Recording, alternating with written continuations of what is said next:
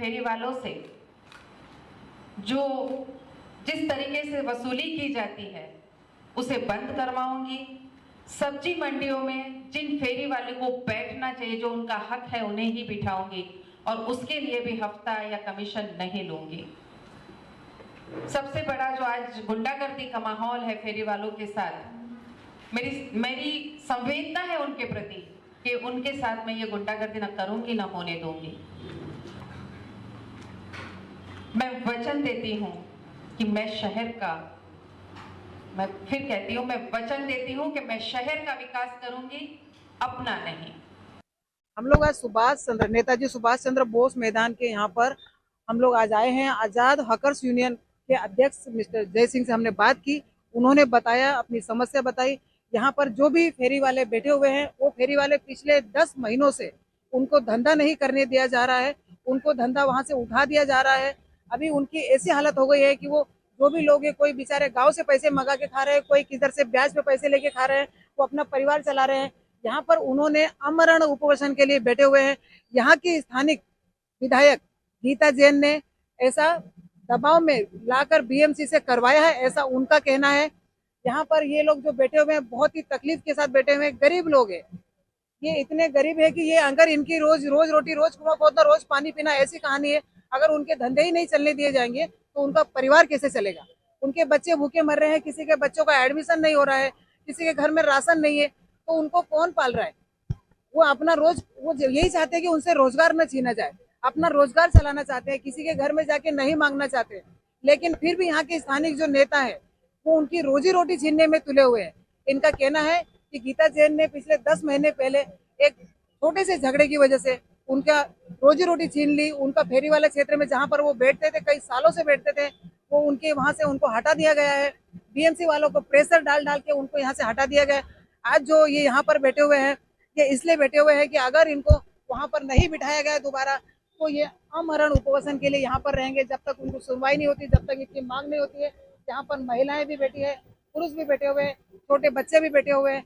वो महिलाएं जो भूखी प्यासी यहाँ पर बैठी हुए, इनका वो कोई जाति धर्म की लड़ाई नहीं है, पर नेता लोग करते हैं जाति धर्म की लड़ाई, नेता लोग करते हैं छोटे बड़े की लड़ाई। ये सब वोटर है जिन्होंने वोट देकर यहाँ के स्थानीय विधायक को जिताते हैं। विधायक गीता जैन को जो चुन के लाए हैं, क्या गलती इनकी? क्या यही गलती थी कि ऐसे विधायक को चुन के लाए जो इनको यहाँ पर बैठने पर मजबूर कर दे? क्या गीता जैन को ऐसा करना चाहिए? वो क्यों बड़े बड़े लोगों को सपोर्ट करती, क्यों गरीबों को सपोर्ट नहीं करती है? अगर इनकी गलती की सजा है तो ये सजा ये भुगत रहे हैं आज। और 2 महीने बाद फिर से विधानसभा चुनाव है, तो 2 महीने बाद ये लोग जो यहाँ पर बैठे हुए हैं, ये दिखाएंगे ऐसे नेताओं को कि हमको यहाँ पर जो तुमने बिठाया था, जब वापिस वोट के लिए आप जाओगे तब आपको दिखाएंगे कि हमने जो तुमको चुन के दिया था और तुमने हमको यहाँ बिठाया उपवेशन पर, अब दोबारा हम वोट नहीं देंगे। क्योंकि उनको वोट देके मतलब नहीं है, क्योंकि वोट देके उनको यहाँ पर मरने के लिए बैठा दिया गया है और वो मजबूर होकर के यहाँ पर बैठे हैं। और उनके घर में राशन नहीं है, वो भूखे ही घर पे थे, तो उनको यहाँ पर भूखे ही बैठना था। घर में भी राशन नहीं है, यहाँ पर भी राशन नहीं है, तो उनको वैसे भी भूख प्यासे तो मर ही रहे थे, तो सोच रहे यहीं पर आकर क्यों नहीं मरे। कम से कम लोगों को ये तो पता चले कि गीता जैन ने उनके साथ क्या किया है। क्या नाम है सर आपका? लक्ष्मण दामोदर मुंजेवार। आप आज ये आंदोलन जो बैठे हुए हैं, तो कब तक ये आप आंदोलन करने वाले हैं? वैसे भी हम लोग का धंधा आज 10 महीने से बंद है। आज हमारा परिवार वैसा भी मरने के कगार पे है। बच्चे स्कूल में नहीं जा रहे, एडमिशन नहीं कर पा रहे। ऐसा उनको मरते हुए देखने से अच्छा हम क्यों ना मर जाओ यहाँ पे बैठे बैठे। जब तक उनका निर्णय नहीं आता तब तक हम यहाँ से हिलेंगे ही नहीं। क्यों यहाँ की जो स्थानिक विधायक है, ये जो क्यों कर रही है, फेरी वालों को क्यों हटा रही है, इस पे क्या कहना? अभी मैडम उनकी क्या दुश्मनी फेरी वाले से हम लोग तो नहीं जानते। जब उनको चुनाव में जरूरत गिरती है हम लोग को फेरी वाले ही आगे आते हैं। आज एक 10 महीना पहले नाके पे एक लपड़ा हुआ, वो भी जब हम लोगों का धंधा बंद था, एक कोई फेरी वाला मार्केट में नहीं था। क्या लफड़ा हुआ था 10 महीना पहले? 11:30 बजे कोई दुकान वाले की उनकी आपस में पार्किंग के ऊपर एक मैटर हुआ, उनका धक्का बुक्की, तो उसके वजह से उसने पूरी मार्केट बंद करवा दी है। मार्केट किसने बंद करवाया? गीता जैन मैडम ने। कोई कारणीभूत तो मार्केट बंद करने के लिए गीता मैडम ही है, और उसके दबाव एक आदमी की लड़ाई की वजह से सबका ऊपर क्यों ऐसा मार्केट बंद करवाया? वही बेहतर जाने, और उसके दबाव के अंदर पूरी बीएमसी काम कर रही है। तो ये कुछ एमएलए का काम नहीं है मार्केट बंद करवाना, ये है बीएमसी का काम। अरे बीएमसी ने करना चाहिए, लेकिन वो बीएमसी के हाथ, उसके हाथ में बीएमसी नाच रही है पूरी। मतलब गीता जैन के दबाव में ये सब हो रहा है, जो भी बीएमसी कर रही है उसके गीता जैन के दबाव में कर रही है। ये हमारी मांग एक ही है, एक तो हमारे को हमारे जगह पे रोजगार दिया जाए, वहाँ पे हमारा धंधा लगा दिया जाए, या फेरी वाला क्षेत्र में, जब आप ना फेरी वाला क्षेत्र इसको मानते हो तो फेरी वाला क्षेत्र तो होना जरूरी है। एक तो हमको फेरी वाला क्षेत्र में बिठा दिया जाए, जब तक फेरी वाला क्षेत्र कोई घोषित नहीं होता तब तक हमारे धंधे हमारी जगह पे ही लगेंगे। आप कहाँ धंधा लगाते हो सर आप? सेक्टर नंबर 1 क्या धंधा है आपका? इसका कपड़े का है। 10 महीना हमारी 10 महीना पूरा। गुजारा कैसे हो रहा है, परिवार कैसे चल रहा है? परिवार मैडम, अभी मैं खुद गांव से पैसा मंगा के परिवार चला, बच्चे का एडमिशन अभी तक नहीं किया। भूखड़ता कोई जरूरत ही नहीं है ना बैठने की हम लोग को, जब गुजारा चलता है कैसे ना कैसे, भूखड़ता की नौबत ही नहीं है। खाने के वादे पड़ गए, तब यहाँ बैठना तब यहाँ पे मजबूर हो गए। ऐसा हम लोग बच्चों को मरते हुए देखे और बच्चों को एडमिशन ना करे, उससे अच्छा हम लोग यहाँ पे क्यों ना मरते मरते समय निकाल देवे। Thank you so much. तो अभी हम यहाँ के अध्यक्ष जो है उनसे जानना चाहेंगे कि उनकी क्या मांग है और वो क्या चाहते हैं। कोई मांग नहीं है। कोई मांग नहीं है। नहीं, हमको अपना रोजगार करने दिया जाए, संसद ने जो कानून बनाया उसका पालन हो। मैं तो किसी नगर से हो, किसी विधायक का ना बंगला मांग रहा हूँ ना उसकी गाड़ी मांग रहा हूँ। 175 लोगों को गैर कानूनी तरीके से उठाकर फेंक दिया गया है, नेस्ता नाबूद कर दिया गया है। आज 175 के कम से कम 2000 परिवार वाले ऐसे मेरे छोटे छोटे बच्चे भुखमरी की कगार पर आ गए। किसने फेंका सर? 175 परिवारों को किसने निकाल कर फेंका? देखिए, ये 10 महीना पहले की बात है। महानगर पालिका ने 100 शांति नगर सेक्टर 1 और 2 से 175 फेरी वालों को बेदखल कर दिया।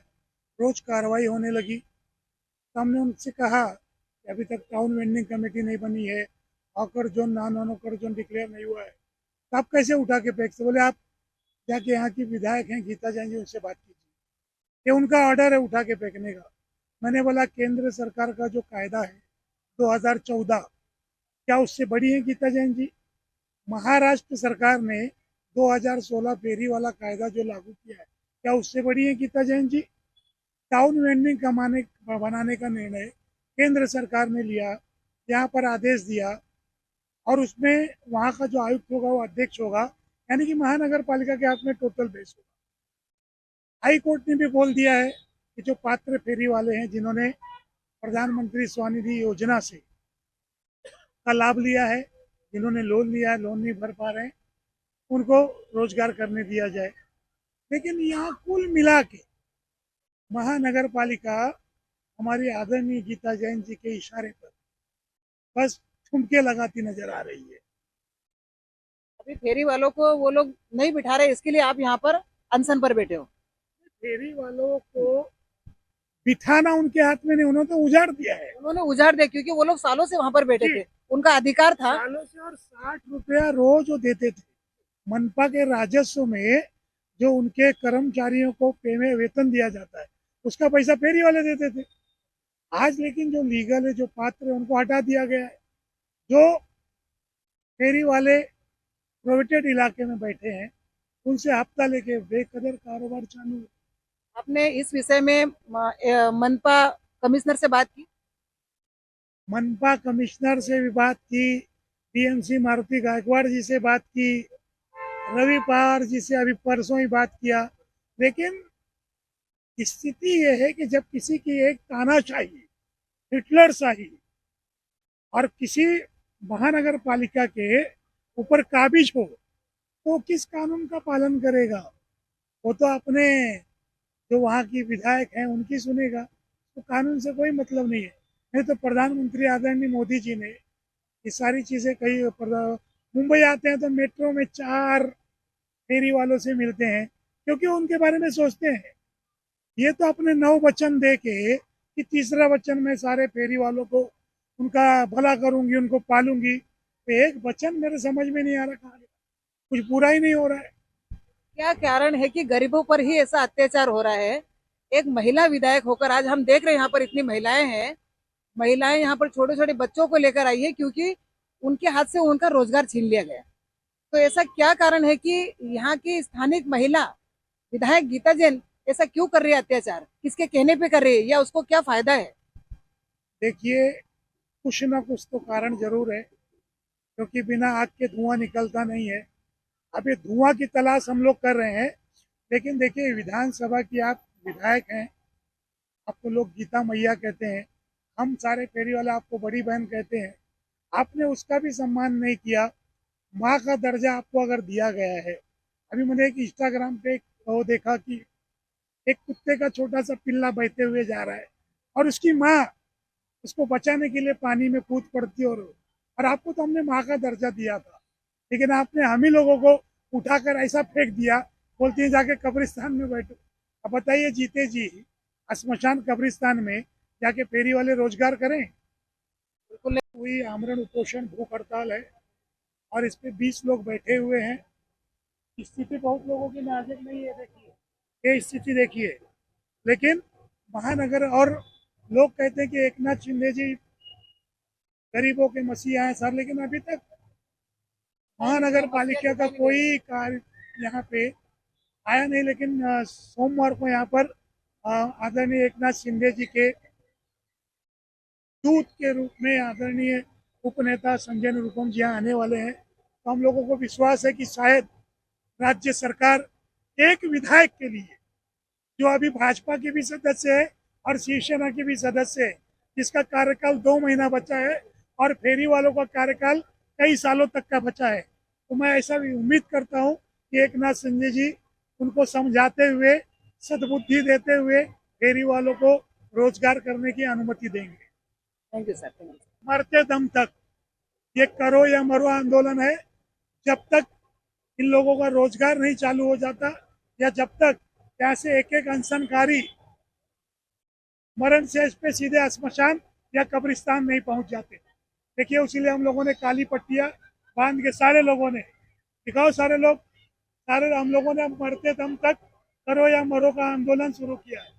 इनकलाब इनकलाब, भारत माता की आजाद हॉकर्स यूनियन, फेरी वाला एकता, क्योंकि इसीलिए तो मरने की कगार पर हम लोग, सुनवाई हो या ना हो, हम अपनी लाश तो यहाँ से भेज सकते हैं। सुनवाई करना सरकार का और मनपा प्रशासन का काम है, हमारा काम है अपने अधिकार के लिए लड़ना। Thank you sir. थैंक फेरी वालों में 170 लोगों का नाम, पता, फोन नंबर, आधार कार्ड सब उनको दिया। मैं बोला, अगर आप इन 175 में ये 5 लोगों को बाहरी मानते हो, तो मतलब ये 5 इस्लामाबाद या कराची से आए। बाहरी मतलब कहाँ से आए हैं? आप अगर इनको बाहरी बोलते हो, तो आप खुद सोचिए कि आप जिस बंगले में रहती हैं, हमारे आदरणीय माजी सांसद मीठालाल जैन जी बीकानेर से सांसद रहे हैं, लेकिन आज रहते तो यही है ना। अगर हम कहें कि आप मीरा भाईंदर की रहवासी नहीं है, तो क्या संभव है? यू। उनका क्या कहना है कि यहाँ पर बाहरी लोग हैं इनके, इसलिए वो सपोर्ट नहीं कर रही है ऐसा? ऐसा उनको किसी ने गुमराह किया है। बाकी यहाँ तो आप एक एक का हिसाब ले लीजिए। किसने गुमराह किया ऐसा? होंगे उनके कोई चमचे। हाँ, राजनेताओं के चमचों की कमी थोड़ी होती है, वो तो कान में बोलते हैं कि मैडम ऐसा कर दो, वैसा कर दो, लेकिन ये डिपेंड करता है कि मैडम उस बात को समझे। सर लेकिन वो एक जिम्मेदार नागरिक है, वो इस शहर की विधायक है, वो कैसे किसी की बातों में आ सकती है? उनको ये मालूम होना चाहिए ना कि ये स्थानिक लोग है, वोटर है मेरे, इनकी इनकी रक्षा करना मेरा कर्तव्य बनता है। अगर इनके ऊपर मुसीबत, में खुद ही अगर मुसीबत ढाऊंगी तो दूसरा कौन आएगा बचाने उनको? हाँ, तो इसमें गीता जैन जी की गलती नहीं है, वो तो बहुत अच्छी है। गलती हम फेरी वालों का है। उन्होंने इलेक्शन के समय हम लोग को बोला कि बेटा लोग तुम लोग को लॉलीपॉप देती हूँ, और हम भी लॉलीपॉप के लालच में आ गए, खा लिए, आपने उनको जिता दिया। लॉलीपॉप खा लिया, उनको जिता दिया। बाद में पता चला वो श्रावण चल रहा है, वो अंदर चला गया, बाहर खाली हड्डी बच गई। तो अभी 2 महीने बाद फिर से वो तो देने आएगी आपको लॉलीपॉप। तो इस बार लॉलीपॉप नहीं लेंगे हम लोग। इस बार क्या लोगे आप? इस बार तो हम वो ठप्पा लेंगे, ठप्पा लेंगे इलेक्शन का, और उनको बताएंगे जो हड्डी बची है वो आपके गले में अटकने वाली है, फेरी वालों की हड्डी। इस बार अगर मेरी आदरणीय है, बड़ी बहन जैसी हैं, अगर आती हैं तो मैं उनसे राखी बनवा के भाई के नाते उनको ये सलाह दूंगा कि आप राजनेता होने के काबिल नहीं, आप फिर से चुनाव मत लड़ो, और लड़ोगे तो फेरी वाला आपके खिलाफ जाएगा। कैसा राजनेता होना चाहिए शहर का, जो विकास कर सके, जो विकास की ओर ले जा सके, जो गरीबों के साथ दे सके, रोजगार न छीन सके, ऐसा कैसा विधायक होना चाहिए मीरा भाईंदर शहर में? देखिए, अगर 145 का विधायक मैं होता तो निश्चित तौर पर गरीब, अमीर, कैंसर पीड़ित, कुष्ठ रोगी, दलित, जूता सिलने वाला, फेरी वाला, टैक्सी वाला, रिक्शे वाला, मजदूर, ये जो बिल्डिंगों में रहते हैं वो भी मजदूर हैं, कहीं ना कहीं नौकरी करते हैं।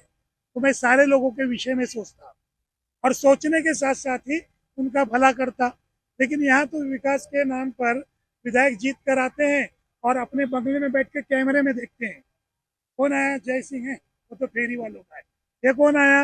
अच्छा, मुनव्वर मिर्जा है, एक 5 करोड़ लाएंगे तो पहले इनसे मिलो। तो ये चीजें राजनेताओं में नहीं होनी चाहिए। ऐसा विधायक होना चाहिए। 2 महीने बाद फिर से इलेक्शन है, मीरा भाईंदर शहर को जो विकास की ओर ले जाए, जो सोचे जनता के बारे में, आपकी नजर में ऐसा कैसा विधायक वो होना चाहिए जो आपको, जो आज आंदोलन के लिए आप बैठे, ऐसा न बैठना पड़े दोबारा?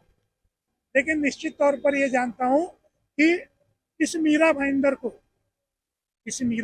को जो एक खाड़ी था उसको विकास के रूप में डेवलप करने का काम हमारे प्रथम नेताजी ने भी मीरा भाईंदर के विकास में कोई कमी नहीं छोड़ी।